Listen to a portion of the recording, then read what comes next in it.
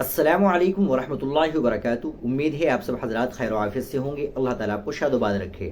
ناظرین کرام، آج مساجد کے ائمہ اور مدارس کے اساتذہ اپنے بچوں کو دینی تعلیم سے ہٹا کر دنیاوی تعلیم کی طرف کیوں راغب کر رہے ہیں، اور اسکول کالجوں میں اپنے بچوں کو کیوں بھیجنے لگے؟ اس طرح کا ایک مضمون واٹس ایپ پر نظر آیا، آپ سماعت فرمائے اور دوسروں تک بھی شیئر کریں۔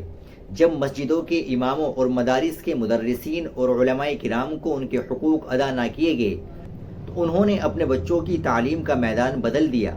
پہلے وہ اپنے بچوں کو علم دین حاصل کراتے تھے اور ان کا مدرسوں میں داخلہ کراتے تھے۔ جب انہوں نے دیکھا کہ ہماری تنخواہیں اتنی کم ہے، بنیاد پر ان کے گھر کے بنیادی خرچے بھی پورے نہیں ہوتے اور وہ اپنی زندگیاں بڑی مصیبتوں اور مشکلوں میں گزارتے ہیں۔ اگر کوئی بیمار ہو جائے تو اس کا معیاری طور پر علاج نہیں کروا سکتے، بچوں کو کسی معیاری ادارے میں تعلیم نہیں دلوا سکتے۔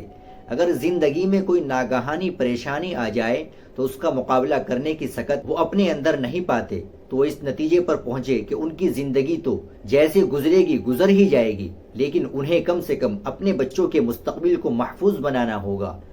انہیں اپنے بچوں کو اس حال میں چھوڑ کر جانا ہوگا کہ وہ بھی ان تمام طرح کی تکلیفوں اور مشکلات کا سامنا نہ کرے جس کا سامنا وہ خود کر رہے ہیں۔ ان تمام باتوں کو مد نظر رکھتے ہوئے انہوں نے یہ مناسب سمجھا کہ وہ اپنے بچوں کا داخلہ مدرسے میں نہ کروا کر اسکول میں کروائے، وہ ان کو کالجوں اور یونیورسٹیوں میں تعلیم دلوائے، وہ ان کو دینی تعلیم کے بجائے دنیاوی تعلیم دلوائے۔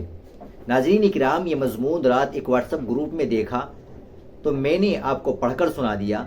ضروری نہیں کہ آپ اس مضمون سے اتفاق رکھیں، اگر آپ اتفاق رکھتے ہیں یا نہیں رکھتے ہیں تو اس سے متعلق کمنٹ باکس میں ضرور بتا دیں۔ ویڈیو کو لائک اور شیئر ضرور کر دیں، چینل کو بھی سبسکرائب کر لیں۔ ملتے ہیں انشاءاللہ اگلی ویڈیو میں۔ السلام علیکم ورحمۃ اللہ وبرکاتہ۔